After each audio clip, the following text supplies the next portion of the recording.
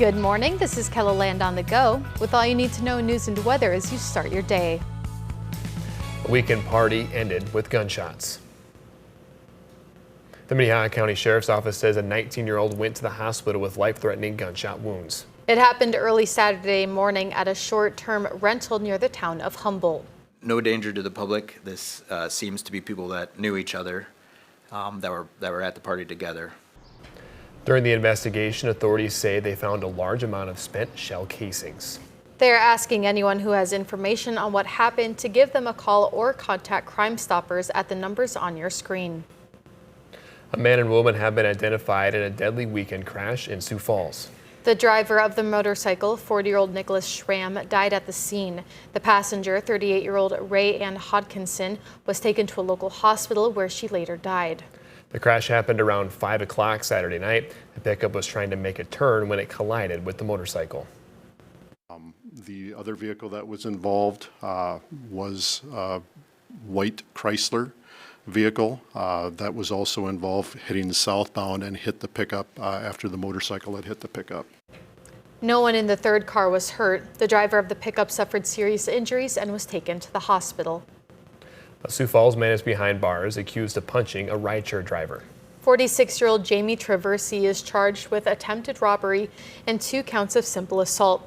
Police say a rideshare driver had reported that Traversy was intoxicated and dropped him off near the airport just after 3:30 Monday morning. Authorities say Traversy allegedly punched the driver in the face and grabbed the steering wheel. The car was in drive and it hit a nearby building. The driver later used pepper spray on Traversy after he grabbed a rock. Let's get a check on your weather now with meteorologist Scott Munt. Good morning, Scott.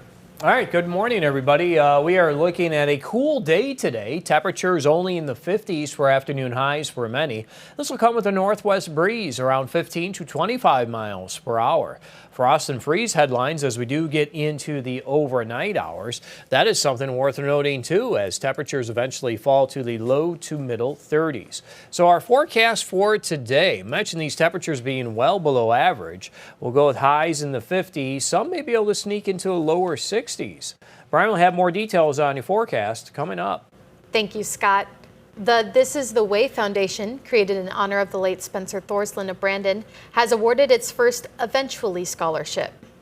That idea of eventually was important to Spencer, who passed away in 2024 at the age of 13. The scholarship is for young people entering the medical field. Spencer's mother, Lori Hummel, is the founder of the foundation. He would be just thrilled to know all the things that we are doing in his honor and in his memory and all that he stood for.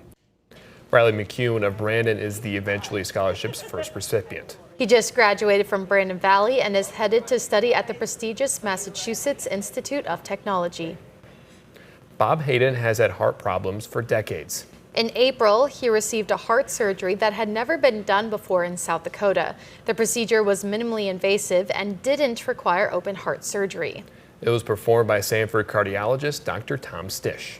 A lot of these procedures are done without general anesthesia, in fact. So truly minimally invasive procedures, which is a blessing because with that, there's much less risk and many more patients that we can help. I went from falling down, I fell down, I'll bet a half dozen times at home, and I was, on the floor shaking, not in good shape, and to back to a pretty normal lifestyle. Hayden says he feels 15 years younger and is back to hiking and riding his motorcycle. The Pete Lean & Son Sports Shooting Complex can already mark year 1 of success just 6 months after opening. The complex has already broken visitation and membership predictions and is starting to be a premier location for large shooting competitions as well. We were putting this together and designing it that we would see about 30,000 visits annually. We've been open about 6 months and we're over 35,000 visits. We've also sold over 830 memberships, and again, just lots of excitement, lots of folks coming out to shoot. The complex is preparing for an increase in visitors over the next couple of months. That's a look at some of our top stories. Now let's get one last look at your weather with meteorologist Brian Karstens. Good morning, Brian. Good morning. Watching that weather forecast tonight, some chilly temperatures by daybreak tomorrow morning. Frost advisory in effect for Sioux Falls, Mitchell, Chamberlain. Freeze warnings for the northeast where temperatures will be a few degrees colder. Also some freeze headlines for the far west. So just keep that in mind here. as many of you I know have some sensitive vegetation planted. The bottom line too is it depends a lot on where you live. If you're in a spot like I am in the countryside where it gets colder, you're more prone to those issues. If you're in the middle of town, well, then a lot of times the urban heat island effect takes over, and especially in the middle of Sioux Falls, it could be several degrees warmer. But the airport would likely still, I think, forecast our low, at least officially. We're going in the mid-30s here. Now, today, we've got clouds kind of getting in the way, too, of warming up. So a lot of us are going to be stuck in the mid to upper 50s in the southeast, northeast South Dakota, even colder than that. And then as we lose our clouds, we lose the wind. Yep, all those ingredients, they come together for some scattered frost in the southeast. And even Watertown and Aberdeen, I would project our official lows will be closer to 30 or 32. Rapid City could be just a touch warmer if those winds kick in out of the south a little faster. And then, by the way, there's actually a couple of showers trying to move back in tomorrow for Winter and Mission and Valentine. That should not affect Sioux Falls, but we're going to stay in the 60s tomorrow. We'll have more 60s on Thursday. And then we'll kind of get set for the start of the weekend, Friday to Saturday. There will be some rain coming back to KELOLAND. It doesn't look like stormy weather, thunderstorms, that kind of thing, but just some general rains. And then also an early Saturday, high 73.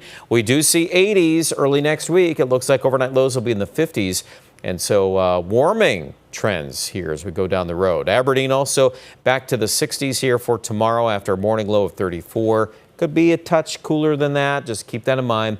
And then I do think for Pierre and Rapid City also down in the 30s tonight, but we're going to get warmer tomorrow. And hopefully after that, upper 60s to near 70 by Thursday and Friday. There will be some scattered rain too that'll affect all the way into the Black Hills as we go into Thursday and Friday. So some opportunities there to pick up some moisture before some hotter weather arrives.